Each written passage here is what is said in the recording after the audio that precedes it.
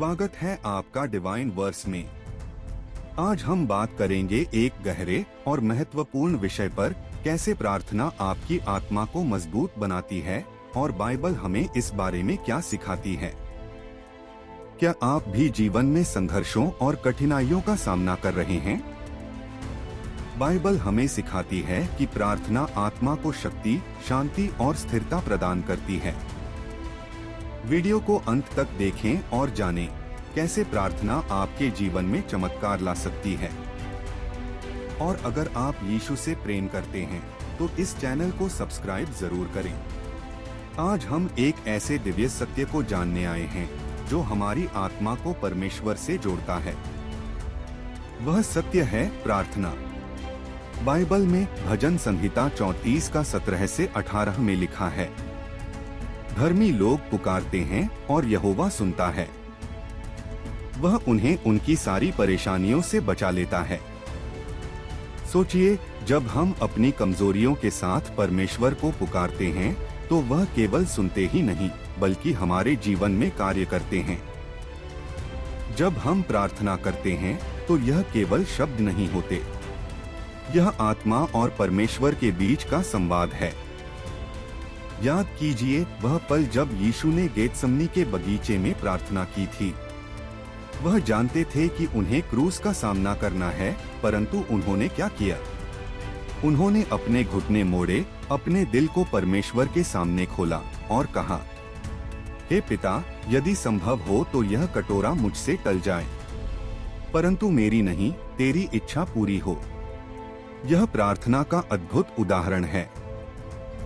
यीशु को शांति और शक्ति उसी पल मिली। क्यों? क्योंकि उन्होंने खुद को पूरी तरह परमेश्वर के हाथों में सौंप दिया। क्या आप जानते हैं कि जब आप प्रार्थना करते हैं तो आपकी आत्मा भी वैसा ही जुड़ाव महसूस कर सकती है? यह केवल उनके लिए नहीं है जो पवित्र माने जाते हैं, यह हम सबके लिए है। जब हम परमेश्वर से बात करते हैं तो एक अजीब सी शांति हमारे दिलों में उतरती है। यह वह शांति है जो दुनिया नहीं दे सकती। आज मैं आपसे पूछता हूँ, क्या आप प्रार्थना के माध्यम से अपनी आत्मा को परमेश्वर से जोड़ने के लिए तैयार हैं? आपका जीवन चाहे कितना भी कठिन क्यों न हो, एक बार परमेश्वर को पुकार कर देखिए। विश्वास रखिए, वह सुनेंगे और उत्तर देंगे। अब हम जानेंगे कि प्रार्थना कैसे हमारे डर को खत्म कर सकती है। क्या कभी ऐसा हुआ है कि आपका दिल किसी डर या चिंता से घबराया हो? क्या आपको ऐसा लगा कि आपकी समस्याएं इतनी बड़ी हैं कि उनका कोई हल नहीं है? परमेश्वर का वचन हमें बताता है कि डर, चिंता और घबराहट का उत्तर प्रार्थना में छिपा है। फिलिप्पियों 4 का 6 से 7 में लिखा है, चिंता मत करो बल्कि प्रार्थना और निवेदन के द्वारा हर बात में अपनी जरूरतों को परमेश्वर के सामने रखो। तब परमेश्वर की शांति, जो समझ से परे है, वह तुम्हारे दिलों और विचारों को मसीह यीशु में सुरक्षित रखेगी। यह कितना सुंदर वादा है। यह वचन हमें सिखाता है कि डर को खत्म करने का सबसे सरल उपाय है प्रार्थना। जब यरूशलेम में शुरुआती कलीसिया को सताया जा रहा था तो चेलों को कई तरह के डर सताते थे, लेकिन क्या उन्होंने भागने का फैसला किया? नहीं, उन्होंने घुटनों पर बैठकर प्रार्थना की। उन्होंने कहा, हे प्रभु, हमें साहस दे कि हम तेरे वचन को निर्भय होकर बोलें। और उसके बाद क्या हुआ? पवित्र आत्मा ने उन्हें शक्ति और साहस से भर दिया। उनका डर गायब हो गया और वे और अधिक साहस के साथ प्रचार करने लगे। आज आपका डर, चाहे आर्थिक संकट हो, स्वास्थ्य की चिंता हो या भविष्य को लेकर अनिश्चितता, परमेश्वर आपको निमंत्रण देता है, चिंता मत करो बल्कि प्रार्थना करो। क्योंकि जब हम अपनी समस्याएं अपने हाथों में रखते हैं तो वे भारी लगती हैं, लेकिन जब हम उन्हें परमेश्वर के हाथों में सौंपते हैं तो वे हल्की हो जाती हैं। अब मैं आपसे पूछता हूँ, क्या आप अपने डर को प्रार्थना के माध्यम से परमेश्वर को सौंपने के लिए तैयार हैं? आज ही अपने घुटनों पर आइए, अपनी आत्मा से कहें, हे प्रभु, मैं अपने डर को तेरे चरणों में रखता हूँ, मुझे अपनी शांति दे। अब हम जानेंगे कि प्रार्थना हमारे आध्यात्मिक युद्ध में हमारा कवच कैसे बनती है। हमारे जीवन में कई बार ऐसा होता है जब हमें ऐसा महसूस होता है कि हम एक अदृश्य युद्ध का सामना कर रहे हैं। यह युद्ध केवल शारीरिक नहीं बल्कि आत्मिक होता है। यह वह समय है जब प्रार्थना हमारा सबसे बड़ा कवच बनती है। इफिसियों 6:10-18 में लिखा है, अंत में प्रभु में और उसकी शक्ति के प्रभाव में बलवंत बनो। परमेश्वर के पूरे हथियार बांध लो ताकि तुम शैतान की युक्तियों के विरोध में खड़े रह सको। अब आप सोच रहे होंगे, यह आत्मिक हथियार क्या है? यह विश्वास, सच्चाई, धर्म, उद्धार और आत्मा की तलवार जो परमेश्वर का वचन है से मिलकर बनता है। और इन सब का आधार है प्रार्थना। याद कीजिए, जब दाऊद गॉलियत जैसे विशाल योद्धा के सामने खड़ा हुआ, उसके पास तलवार नहीं थी, ढाल नहीं थी, लेकिन उसके पास क्या था? विश्वास और प्रार्थना का बल। दाऊद ने परमेश्वर से शक्ति मांगी और कहा, मैं यह युद्ध अपने बल से नहीं, परमेश्वर के नाम में लड़ रहा हूँ। और हम जानते हैं कि गॉलियत गिर गया। यह हमें सिखाता है कि हमारे आध्यात्मिक युद्ध में सबसे महत्वपूर्ण हथियार है प्रार्थना। जब हम प्रार्थना करते हैं तो हम परमेश्वर की शक्ति को आमंत्रित करते हैं।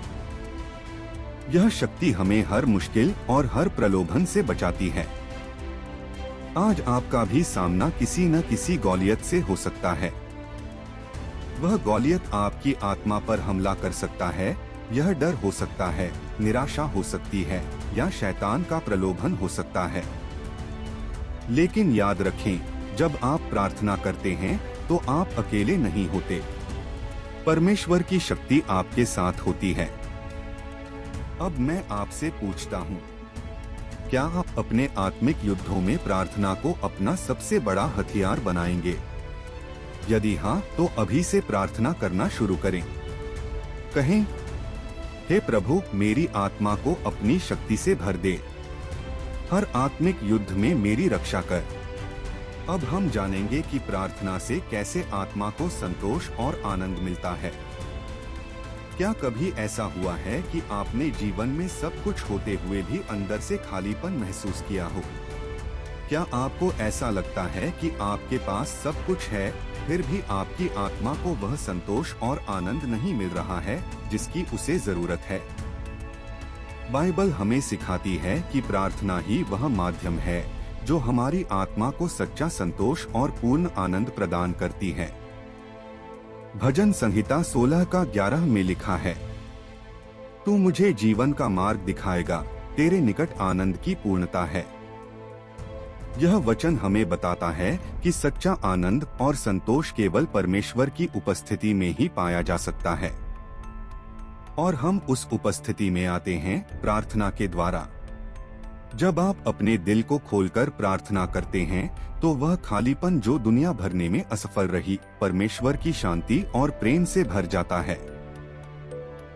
दुनिया आपको अस्थायी खुशी दे सकती है, लेकिन आत्मा को वह स्थायी आनंद केवल परमेश्वर दे सकते हैं। याद कीजिए, जब पौलुस और सीलास को अन्यायपूर्वक जेल में डाला गया, उनके पास न कोई आजादी थी, न भोजन, न कोई मदद। लेकिन क्या उन्होंने शिकायत की? नहीं, उन्होंने परमेश्वर की स्तुति करते हुए प्रार्थना की। और क्या हुआ? जेल के द्वार हिल गए और वे मुक्त हो गए। परमेश्वर ने न केवल उनकी बेड़ियां तोड़ी, बल्कि उनके दिलों को ऐसा आनंद दिया जो हालातों से परे था। यह हमें सिखाता है कि प्रार्थना से न केवल हमारे भौतिक बंधन टूटते हैं, बल्कि हमारी आत्मा को एक ऐसा आनंद मिलता है जो किसी परिस्थिति पर निर्भर नहीं करता। आज आप चाहे कितनी ही समस्याओं से घिरे हों, चाहे आपका जीवन कितना ही खाली क्यों न लगे, याद रखें, परमेश्वर आपको बुला रहे हैं। वह कहते हैं, मेरे पास आओ और मैं तुम्हें सच्चा आनंद दूंगा। बस प्रार्थना करें, हे प्रभु, मेरी आत्मा को तेरे प्रेम और शांति से भर दे। मुझे वह आनंद दे जो दुनिया नहीं दे सकती। आमीन। आज हमने देखा कि कैसे प्रार्थना हमारी आत्मा को परमेश्वर से जोड़ती है, हमारे डर को खत्म करती है, हमें आत्मिक युद्ध में कवच प्रदान करती है और अंततः हमारी आत्मा को सच्चा संतोष और आनंद देती है। अब सवाल यह है, हम इस अद्भुत शक्ति को अपने जीवन में कैसे लागू कर सकते हैं? सबसे पहले अपने दिन की शुरुआत और अंत प्रार्थना से करें। यह केवल एक दिनचर्या नहीं होनी चाहिए, बल्कि एक सजीव और व्यक्तिगत संवाद हो। जैसे हम अपने प्रियजनों से बात करते हैं, वैसे ही परमेश्वर से बात करें। उन्हें अपने दिल की हर बात बताएं। याद रखें, प्रार्थना में अनुशासन महत्वपूर्ण है। चाहे सुबह का समय हो या रात का, अपने दिन के एक हिस्से को परमेश्वर के लिए अलग रखें। अपनी प्रार्थना में केवल मांगे मत, बल्कि परमेश्वर की उपस्थिति का आनंद लें। बाइबल में लिखा है, चुप हो जाओ और जान लो कि मैं परमेश्वर हूँ। कभी कभी प्रार्थना में सिर्फ शांत रहना और परमेश्वर की उपस्थिति को महसूस करना भी आत्मा के लिए बेहद लाभकारी होता है। हम अक्सर परमेश्वर से मांगते रहते हैं, लेकिन धन्यवाद देना भूल जाते हैं। छोटी से छोटी आशीष के लिए धन्यवाद करें। जब आप आभारी होते हैं, तो आपकी आत्मा शांति और आनंद से भर जाती है। केवल अपने लिए नहीं, बल्कि दूसरों के लिए भी प्रार्थना करें। जब आप किसी और के लिए परमेश्वर से दया और आशीष मांगते हैं, तो आप अपने दिल में एक अलग तरह की खुशी और संतोष महसूस करते हैं। मेरे प्रिय दोस्तों, आज परमेश्वर आपको आमंत्रण दे रहे हैं। वह कह रहे हैं, आओ मेरे पास और मैं तुम्हें सच्चा आराम दूंगा। आपके पास जो भी समस्याएं हैं, उन्हें प्रार्थना के माध्यम से परमेश्वर को सौंप दें। अब मैं आपसे पूछता हूँ, क्या आप आज से प्रार्थना को अपने जीवन का हिस्सा बनाएंगे? अगर हाँ, तो इस समय अपनी आंखें बंद करें और मेरे साथ यह प्रार्थना करें। हे प्रभु, मैं तुझसे जुड़ना चाहता हूँ। मेरे डर, मेरी चिंताओं और मेरी कमजोरियों को दूर कर। मुझे तेरी शांति और आनंद का अनुभव दे। आमीन। अगर यह संदेश आपके दिल को छुआ है, तो इसे दूसरों के साथ जरूर साझा करें। हमसे जुड़े रहें डिवाइन वर्स पर और मिलते हैं अगले वीडियो में, जहां हम बाइबल के और अनमोल वचनों के बारे में जानेंगे। परमेश्वर आपको आशीष दें। आमीन।